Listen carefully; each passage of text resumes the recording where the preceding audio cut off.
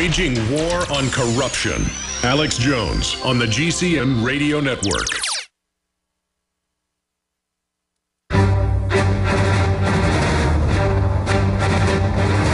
Big Brother, mainstream media, government cover-ups.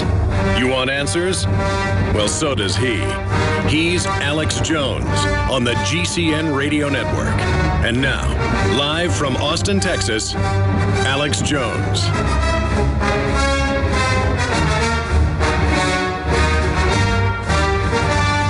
Your calls are coming up in the next segment. We got 5 more minutes with Professor Michelle Chossudovsky, globalresearch.org.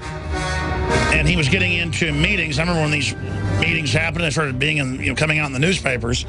That, using nukes, tactical ones, on a routine basis, use them against Iran, use them in Iraq, use them in Afghanistan, it's no big deal. Kind of like leaking reactors are now no big deal.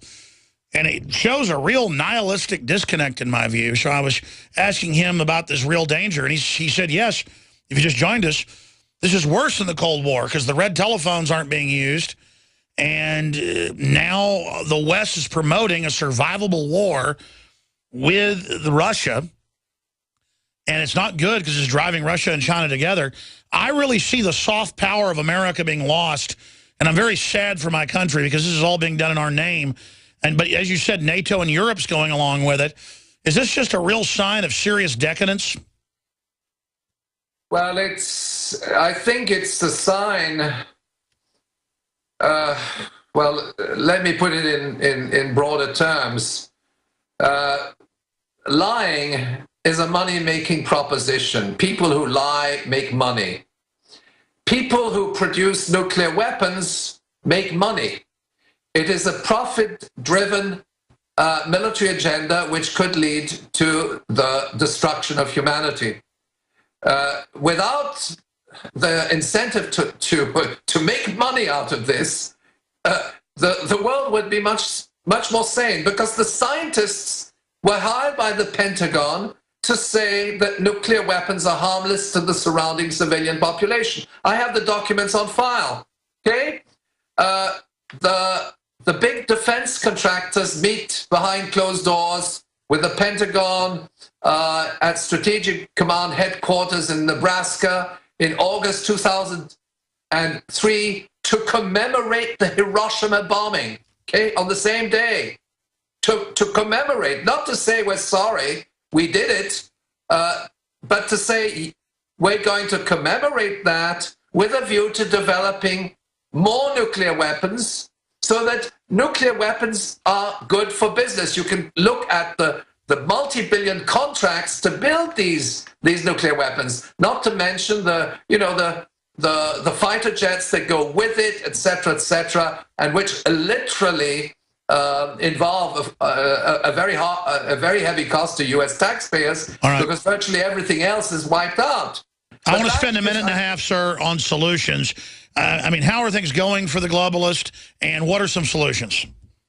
Well, I mean, to discuss solutions at this stage is complex, but I think we have to target the mainstream media. We have to dismantle the media propaganda which sustains this agenda, because that is their legitimacy. If they don't have it, they can't lie on their own. They need the New York Times, they need the Wall Street Journal, and that is why I think independent alternative media is so important. It's the media battle which is ultimately crucial, and I think that anti-war activists have to broaden their thrust. They have to network across the land, throughout the United States, irrespective of political cleavages. Join hands, examine the truth, examine the facts, and make up your own mind. But essentially, we have to dismantle the mainstream media and its fabrications, as well as its odious discourse, which we've heard in recent days, which says that, in fact, it doesn't really matter if we torture people or whether we kill them.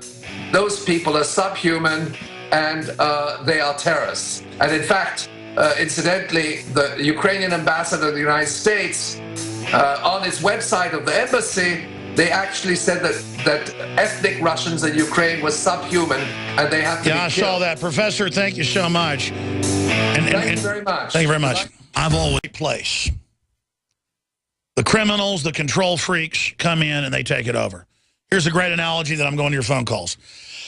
When my mother grew up in Austin, Texas, back in the 50s and 60s, early 60s, and went to college, there was about 40,000 people here. And she lived down by UT in what you would call basically downtown. The capital was the technical downtown. When I moved here, when I was a junior in high school, there was about 350,000 people here. And now, 20-something years later, I'm 40 years old. It's about 25 years later, 23 years later. There is 1,000,003 metro. And it's estimated by 2025, Austin will have 3 million people here. Maybe more. And I have nothing against these people, but they're not what I'd call Texans. The Californians, and I'm broad brushing here, some of the folks from other socialist utopias, that they're fleeing the high taxes, the regulations, the bureaucracy. They're fleeing here with lower taxes, less regulation, and turning it into a hell. Where down the road, I might have to leave. A lot of Austinites I've known have left. A lot of famous people have left. A lot of cool people have left because all the vampires of the nation, all the empty people that didn't think they would be somebody if they couldn't be a Hollywood star or a hip-hop star, have moved to L.A., failed, because it's all a big fraud. Hollywood's collapsing. That's in the news today. Worst summer on record. Because we're in a depression. That's the main reason. And they're moving here like refugees. In fact, they are refugees from trendiness. And they're not changing the culture that destroyed them. They're doubling down. That's the thing about a loser that's never won the lottery but keeps thinking, you know, they're going to get their bills paid off by winning the lottery that's one chance out of 10 million or whatever it is. And if you buy a lottery ticket to have fun, sometimes that's fine. I'm not judging you. Do what you want. But we know about degenerate gamblers and the people on welfare, and you know, the kids are starving at home and mama's there spending half her paycheck on lottery tickets, and when she doesn't get her money back, she goes back in and does it again. We all know, and it's that mentality that I see with people that I know that have actually gone crazy. I want to make a whole film about this if I had the time and energy, where they believe they're going to be rock stars, and when they're not, they go crazy and start announcing they are a rock star and walking around talking to themselves. Or who get a Nigerian email and give $5,000 to it, and then go crazy believing that there really is a Prince Abupi that's going to give them $1 million and their ship has come in. Your ship has come in when you work hard, take action, have good ideas, and work with others to build a system. Ships don't just come in magically overnight. There's not enough slots to be a professional baseball player, basketball player, football player. There's not enough slots to be a dictator like Obama wants to be. There's only slots in having a free, open, trailblazing society and being an honorable person and a good father, a good mother, and building a better world. And that's an inside job. That takes being a moral person on your own. You're not going to get it by going to a name-it-and-claim-it church that sits there and tells you, just believe in what we tell you and do whatever we say, and don't get politically involved, and the whole world's going to fix itself. That's like Oprah Winfrey's The Secret that she promotes. You don't just imagine that a well's going to appear in your backyard. You have to imagine that there's water down there, know you're over an aquifer, and then hand dig it down 200 feet, and then you got a well that'll serve 20 generations. You don't just imagine a hole gets dug in the ground. Trust in God, but tie up your camel. I'm going to Chase, Allen, Terry, Bill, Michigan Patriot, and others in a moment. When you hear somebody hang up, that's your chance to get involved on air. But I love this country. But I'm criticizing the globalist, scallywag, carpetbagging, and I don't mean that in a northerner sense. There are smart people in California, smart people in New York, smart people in Michigan, smart people in Indiana, smart people in Florida. I'm not saying Texans are the best of the best or anything. I'm just saying, I thought growing up everybody was like the old-fashioned Texans I knew.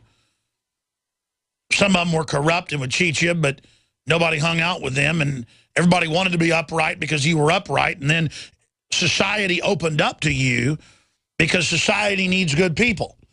And that's what everybody's looking for, is honorable men to work with and honorable women. But all these trendies think backstabbing, cheating, lying, betraying, making stuff up, being drama queens is how you get ahead. And that's not how you get ahead. It's how you blackball yourself. And America's being blackballed worldwide now